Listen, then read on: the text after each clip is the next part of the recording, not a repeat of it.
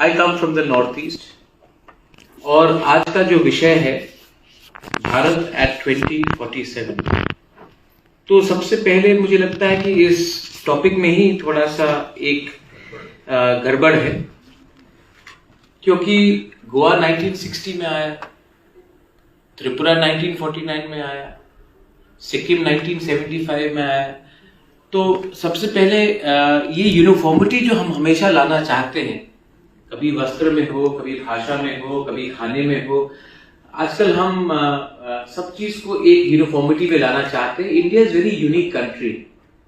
India में आप uniformity इतने आसानी से नहीं ला सकते। मैं जानता हूं कि बहुत लोग कोशिश करते हैं, लेकिन ये एक बात है कि हमें सब इसको मान के चलना पड़ेगा कि हिंदुस्तान एक झटके में नहीं आया। बहुत लोगों ने संघर्ष किया, किसी ने गोवा में किया, किसी मणिपुर में किया, त्रिपुरा में किया, कश्मीर में किया, हैदराबाद में किया। तो आप how do you see India in 2047? There are many inaccuracies as well. Let me start. The earlier speaker spoke about education. आपने शिक्षा के बारे में बात की। मैं आपको नॉर्थ ईस्ट के बारे में थोड़ा बात बताना चाहता हूं, because I think this room is filled with North East, because most of my Tipra Motha MLAs are here. मेरे राज्य में त्रिपुरा में हमने सबसे पहले सेंट्रल यूनिवर्सिटी 2006-2007 में आजादी के 60 इयर्स के बाद एक राज्य को एक सेंट्रल यूनिवर्सिटी मिला। इससे पहले हमें कहीं और जाना पड़ता था अगर आपको क्वालिटी सेंट्रल यूनिवर्सिटी आपको शिक्षा चाहिए थी। Then you will have to travel to Meghalaya or maybe to Assam or maybe to Delhi or Bombay, Mumbai. But in your own state, we do not have a central university. We talk about India at 2047. And यहां मैं आज मुंबई में आया हूं। मैंने सुना एक दो विधायक बात कर रहे थे कि now we are doing DNA testing. मैं तो अनुसूचित जनजाति हूं, बहुत लोग अनपढ़ गवार भी बोलते हैं। मेरे खुद के कजन ब्रदर्स लोग मुझे जो दिल्ली में हैं, जयपुर में हैं, they often consider me a lesser royal, because we're from the north east. मैं आपको एक बात बोलना चाहता हूँ। यहाँ में लोग, मैं आज सुन रहा था, they were talking about DNA, they were talking about cancer research, stem cell research. मेरी यहाँ में एक विधायिका है, she comes from Gandatwisa and Dhalai. People still die of meningitis, diarrhea and malaria. So you can't talk about India by ignoring a certain part of India. मैं आपको बोलता हूं how I see India in 2047. Many people measure India by GDP. Many people in this country measure India by G20. Many people in this country measure India by our image abroad. I measure my India, and I'm going to keep it to maybe 8 minutes, 1 minute extra I will ask, I'll speak. I see my idea of India if my community, which is only 8 to 10 lakhs, 12 lakhs, can be around in 2047, speaking our own language, wearing our own clothes, and surviving in a 1.8 billion or 2 billion population.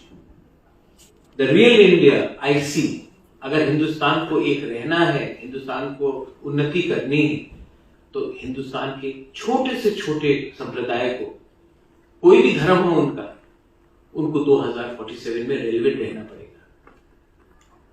अगर आपकी identity नहीं रहेगी तो हिंदुस्तान क्या है, भारत क्या है?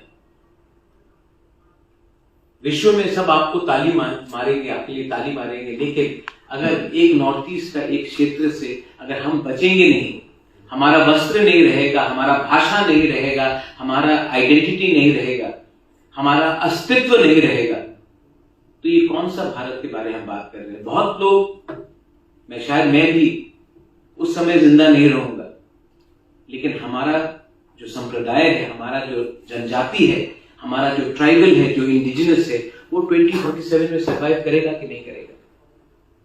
Sir, you spoke about electoral reforms. Let me tell you, the biggest problem in this country, according to me, is we talk about हम दो हमारे दो, लेकिन in India, population is the only thing which makes you win elections. Today, I don't know if somebody is from Uttar Pradesh, but Uttar Pradesh decides what 30% of India is going to decide. So we who come from Northeast, Sikkim, Mizoram, Tripura, Nagaland, Meghalaya, what say do we have in this Indian democracy? Is this country based on population? Are you going to reward population and not diversity? But what I see is that if India has to prosper in 2047, you'll have to change the democracy, as we say. We are supposed to be grateful for the great democracy. The great democracy these days only rewards numbers. Empathy has gone out. Jingoism and rhetoric has come in. So I think for us to survive in 2047, we will need to look after. When we talk about minority today, we talk about religion, but minority are also ethnicities. I speak for my region. I don't speak for the rest of the country. I think we should all speak for our region. हम लोग सबको अपने क्षेत्र के बारे में बात करना चाहिए. बहुत बार मैं जाता हूं और मैं सुनता हूं कि आपका तो छोटा राज्य है, आप तो बहुत कम है. जमीन, इमोशन और देश सिर्फ नंबर से नहीं बनता है, जुड़ने से बनता है. If India has to prosper in 2047, we'll have to think for a new economic policy. We'll have to think about climate change because we are not living in an insulated world. We have to think about unlearning what we have learned in the last 60 years. I'm not saying unlearning after 2014. I'm talking about unlearning throughout, because there are many things that we have to learn. And politically, we are, some of यहाँ में तो आप लोग legislators हैं, leaders हैं, मुझसे बहुत ज़्यादा जानते हैं, लेकिन मुझसे त्रिपुरा से ज़्यादा नहीं जानते. जैसे कि मैं भी, कोई छोटा नहीं है, कोई बड़ा नहीं है, इमोशन सबका एक होता है. मैं आप सबको एक बात बोलना चाहता हूं, अगर हिंदुस्तान को 2047 में रेलेवेंट बनना है तो हमें अपने क्षेत्र को छोड़ के भी जाकर दूसरे क्षेत्र में जाकर देखना चाहिए, क्योंकि जब तक हम अपने देश को ही नहीं समझेंगे, हम बाहर जाकर क्या बात करें. I think it is very important for us as legislators, as lawmakers, to travel and understand. Not go on junket tour, but go and understand. And I know there are some leaders here who have traveled the nook and corner of this country, and I see them in the room. We may be politically in opposite camps, but I do appreciate that. We have to learn to appreciate even the best qualities in our opponents. And a great India in 2047 will only be possible if we are all humble. ये देश को humble रहना पड़ेगा. जो देश के अंदर अहंकार आ जाता है, वो देश अपने ही लोगों को सबसे पहले छोड़ता है.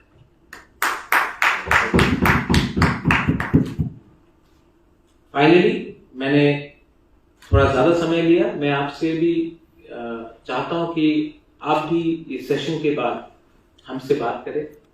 हम भी आपसे सवाल पूछिए, आप भी सवाल पूछिए, लेकिन हॉस्टिलिटी नहीं होना चाहिए. आजकल 9 बजे के टीवी चैनल्स में मैं देखता हूं हर जगह में India Pakistan line of war. ये इतना, इस देश में इतना, why is there so much of anger? Why are we so upset? क्योंकि they are paid for it. Yes. Tyagi ji तो सब जानते हैं. ये गुस्सा को भी हमें त्यागना पड़ेगा त्यागी जी. और जिस दिन ये कब तक ये चलेगा, ये कब तक ये चलेगा, और जब तक ये चलेगा इस मुद्दे में कोई बात नहीं करेगा. हिंदुस्तान, भारत, इंडिया, आप उसको कुछ भी कहे, ये किसी एक व्यक्ति का जागीरदारी नहीं है, ये हम सब की विरासत है. and that virasat has to be maintained through collective responsibility, humility, and unity. Belai belai no hambai. Thank you. Very good.